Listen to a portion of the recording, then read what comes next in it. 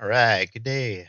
My name is Aaron Jones. This is my assignment 10.1 Unreal Engine prototype content. So, what I decided to do is create an alien world based on a project that I've been working on for a long time. And what I did is created a couple of different POIs.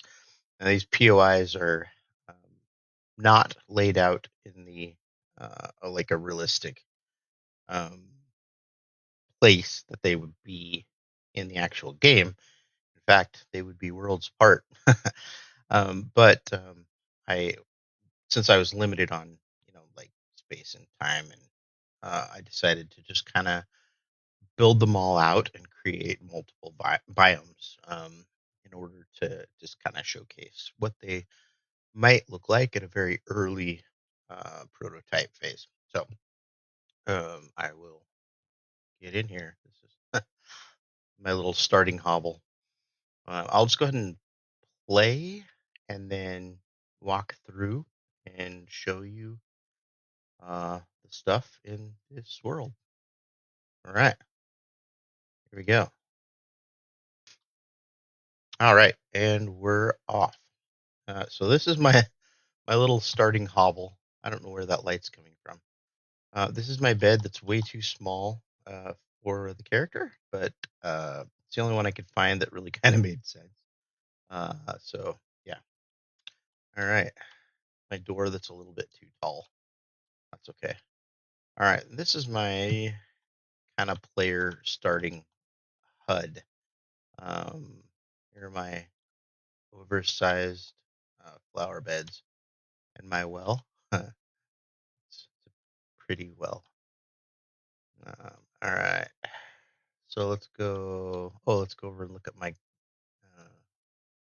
garbage heap with my old septic tank. And this is my little pond. You can even go in and go for a swim if you want. Fences that are falling down or whatever. All right, so now we're moving from the player home starting area into the overgrown ancient whatever, not forest, but it's kind of the um, what am I thinking? Uh, like ancient ruins that are overgrown. So it's going to wander through this. I need to fix the colliders on these plants. You can't walk through most of them. All right, so here's some ancient ruins that are falling over in our overgrown jungle biome.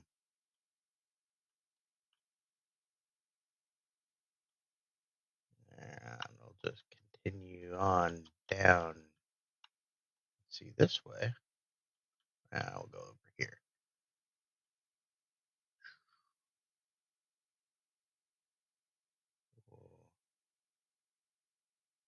I finally got rid of all of the floating rocks. There were a lot of floating rocks. Every time I would play test, I would find more floating rocks.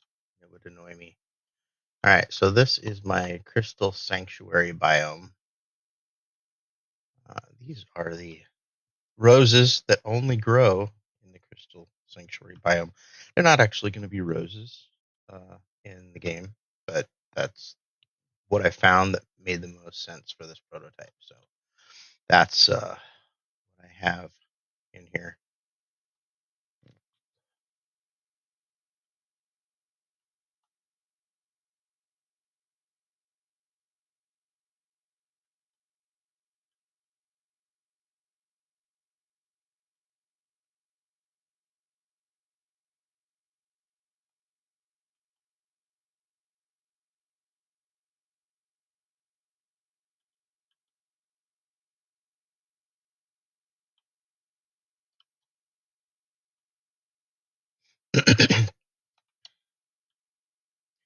All right, so that's the crystal sanctuary. I made that crystal, by the way. That was not a standalone asset. I actually, yeah, I don't mean to brag, but mhm.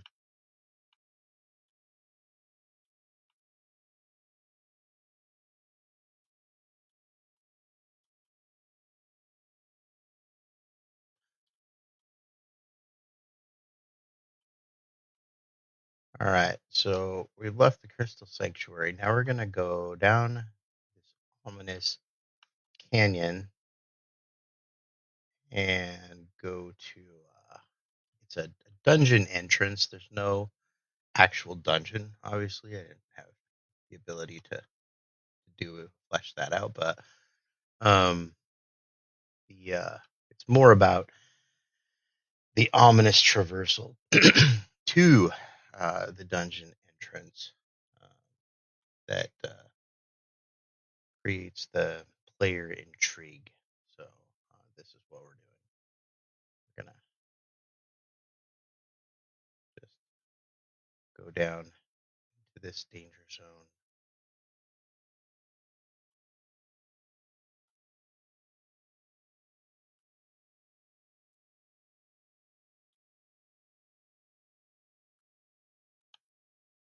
as we look around and take in the environment. Whoa, and run into rocks with colliders that are too big.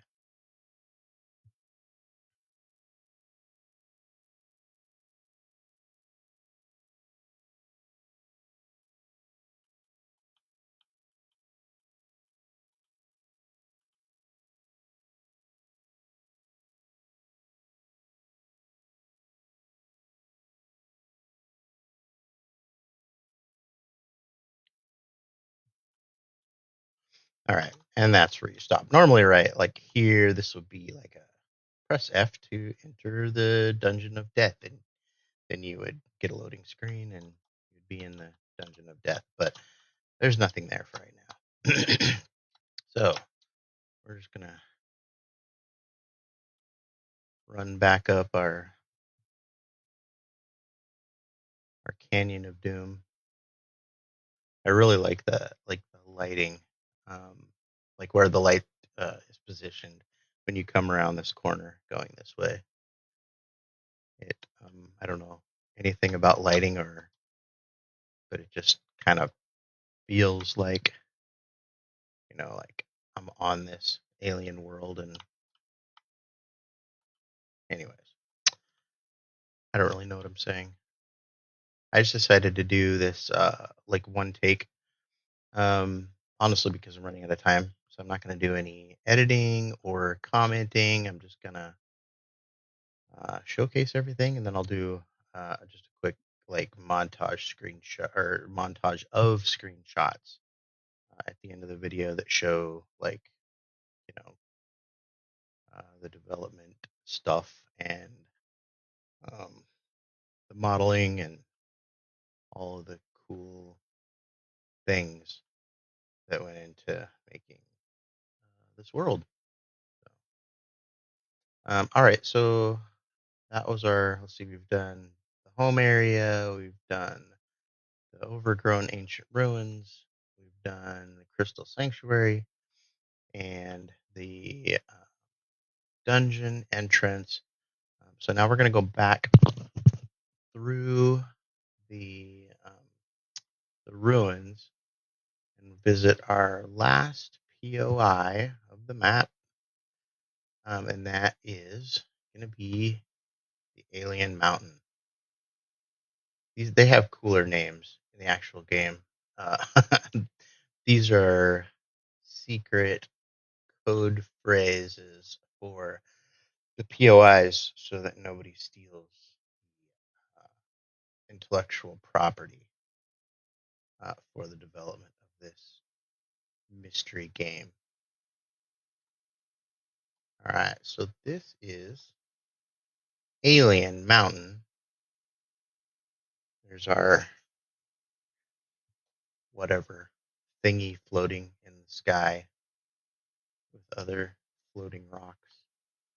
And this is our mysterious, slightly translucent alien building. We're going to go in here, bask in the purple glow that comes from nowhere. It's just there. Yeah, yeah. And then we can even walk through the wall because I couldn't figure out how to get the collider to work. This building is so oddly shaped. So yeah.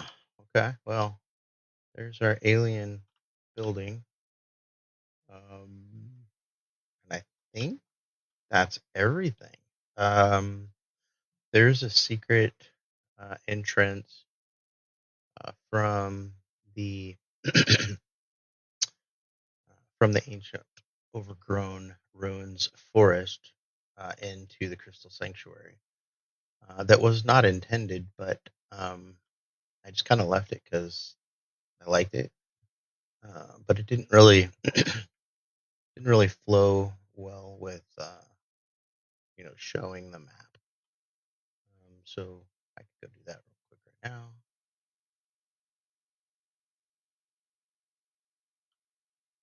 Actually, I'm not going to because video is already too long and I might not be able to upload it to YouTube. So I'm just going to go back to the home starting area, and jump in the pond and go for a swim. All right. All right. So that is the level, the map. Um, yeah, like I said, these are POIs that are part of a concept of a game that I want to eventually make and build out, but they will not all be right here mashed into this little tiny area.